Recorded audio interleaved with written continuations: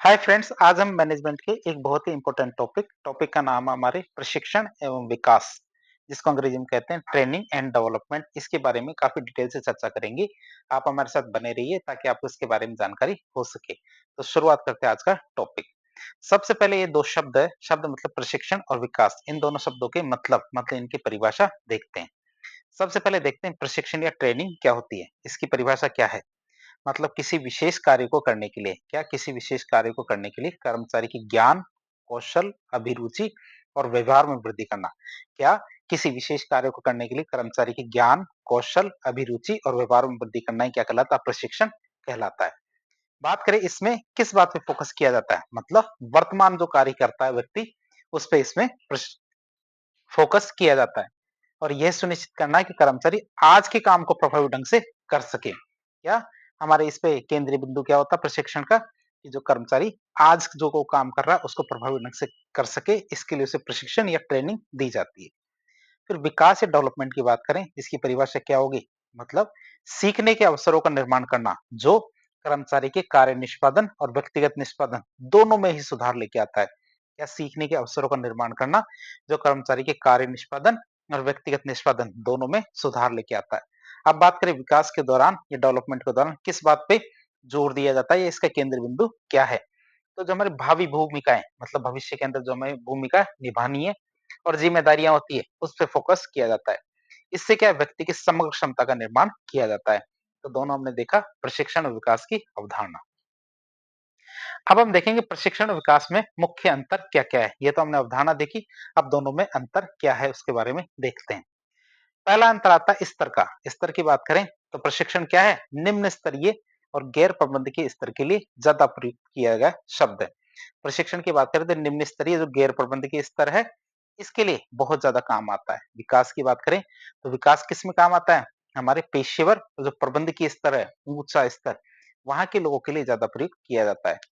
तो उद्देश्य की बात करें, प्रशिक्षण की बात करें तो प्रशिक्षण वर्तमान कार्य के लिए आवश्यक कौशल प्रदान करता है, जबकि हमारा विकास भावी कार्यों और जिम्मेदारियों के लिए क्षमता निर्माण कार्य करता है। केंद्र बिंदु की बात करें तो प्रशिक्षण में कार्य आधारित अवधारणा है। प्रशिक्षण क्या है, कार्य आधारित अवधारणा है, मतलब विशिष्ट कार्य करने पर केंद्रित होती है हमारी प्रशिक्षण। जबकि हमारे विकास की बात करें तो व्यक्ति आधारित अवधारणा है विकास, अर्थात व्यक्ति के समग्र विकास पर केंद्रित है। ट्रेनिंग या प्रशिक्षण की बात करें तो इसकी अवधि कैसी होती है, अल्पकालीन अवधि होती है, मतलब कम समय के लिए दिया जाता है। विकास क्या है, दीर्घकालिक अवधारणा है। फिर लक्ष्य की बात करें, प्रशिक्षण का लक्ष्य क्या होता है, कौशल और क्षमता विकास। प्रशिक्षण का लक्ष्य क्या है, कौशल और क्षमता विकास, मतलब विशिष्ट कार्य से संबंधित होता है। विकास की बात करें तो ये व्यक्तित्व निर्माण और विकास से संबंधित है, मतलब समग्र जो हमारे व्यक्तिगत और व्यवसायिक विकास से संबंधित होता है। तो इस तरह हमने प्रशिक्षण और विकास के बीच के अंतर के बारे में देखा। अब हम देखेंगे प्रशिक्षण की विधियों के बारे में, मतलब प्रशिक्षण किस किस प्रकार से दिया जाता है, मेथड्स ऑफ ट्रेनिंग। तो प्रशिक्षण को मुख्यतः दो श्रेणियों में बांटा जाता है। बात करें कौन कौन सी, एक तो कार्य पर रहते हुए प्रशिक्षण, जिसे हम कहते हैं ऑन जॉब ट्रेनिंग, और दूसरा होता है ऑफ जॉब ट्रेनिंग।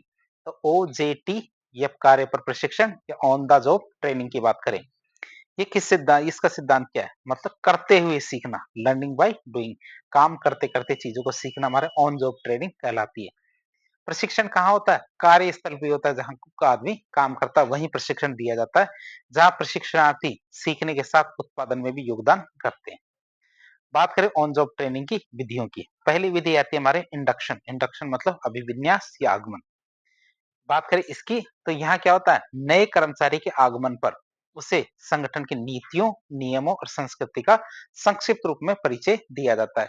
जब भी कोई नया कर्मचारी किसी संगठन में आता है तो वहां पे क्या किया जाता है कि उसे बताया जाता है कि संगठन की कौन-कौन सी नीतियां हैं, संगठन के कौन से नियम है और जो कार्य संस्कृति है, इसका एक संक्षिप्त रूप में परिचय दिया जाता है। फिर बात करें इसका उद्देश्य क्या है, इसका उद्देश्य है कर्मचारी को संगठन में सहज होने और समाजीकरण में मदद करना, मतलब आराम से वो घुल मिल सके, इसलिए हमारे अभिविन्यास या आगमन या इंडक्शन वाली ट्रेनिंग दी जाती है। फिर प्रशिक्षु प्रशिक्षण मतलब अप्रेंटिस की बात करें तो उच्च स्तरीय कौशल या फिर कारीगरी प्राप्त करने के लिए, आप याद रखेंगे, उच्च स्तरीय कौशल या फिर कारीगरी प्राप्त करने के लिए प्रशिक्षु का किसी विशेषज्ञ जो मास्टर क्राफ्ट्समैन है इसके अधीन कार्य करना, मतलब कोई उच्च स्तरीय कौशल प्राप्त करना है या कोई कारीगरी प्राप्त करना है, इसके लिए क्या करते हैं, जो प्रशिक्षु है उसको किसी विशेषज्ञ के पास भेजा जाता है और वह उसे पूरा कार्य समझाता है। इसका उद्देश्य क्या होता है? इसका उद्देश्य तकनीकी या फिर विशिष्ट कारीगरी वाले कार्य हैं, उनके लिए इसको प्रयोग किया जाता है। फिर जॉब रोटेशन की बात करें, कार्य बदली की बात करें, तो कार्मिक को एक कार्य से दूसरे कार्य सह कार्य में लगाना, इससे क्या कार्य बदलता रहता है।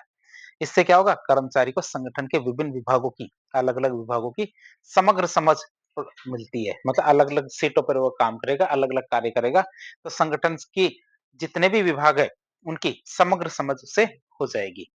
फिर संयुक्त प्रशिक्षण की बात करें, इंटर्नशिप की, तो शैक्षणिक संस्थानों और जो कंपनियां होती हैं उनके बीच में सहयोग किया जाता है, जहां हमारा तकनीकी और व्यावहारिक ज्ञान संयुक्त रूप से दिया जाता है। इसका मतलब है जो हमारे शैक्षणिक संस्थान है, जैसे आईआईटी है, हमारे जो मेडिकल कॉलेज है, तो ऐसे करके जो हमारे टेक्निकल कॉलेज होते हैं, ये क्या करते हैं, कंपनियों के साथ साठ-गांठ रखते हैं। साठ-गांठ का मतलब मेल-जोल रखते हैं।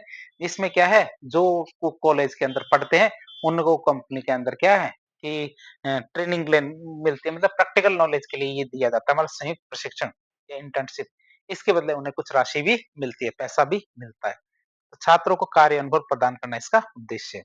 प्रशिक्षण या कोचिंग की बात करें, इसके अंदर क्या होता है, उच्च अधिकारी का एक शिक्षक की भांति प्रशिक्षणार्थी को हमारे सैद्धांतिक मार्गदर्शन और सलाह देना। तो इसमें उच्च अधिकारी क्या करते हैं, एक टीचर बन जाते हैं वहां पे, या टीचर की तरह व्यवहार करते हैं, और प्रशिक्षणार्थी होते हैं ना, को सैद्धांतिक मार्गदर्शन करते हैं और सलाह देते हैं। इसका क्या उद्देश्य है? इसका उद्देश्य है विशिष्ट कौशल विकास में अधिक प्रचलित होती है ये वाली विधि। कौन सी? Coaching, proper coaching. दूसरी विधि आती है हमारे कार्य से प्रशिक्षण, मतलब ऑफ द जॉब ट्रेनिंग, मतलब कार्यस्थल से अलग हटके।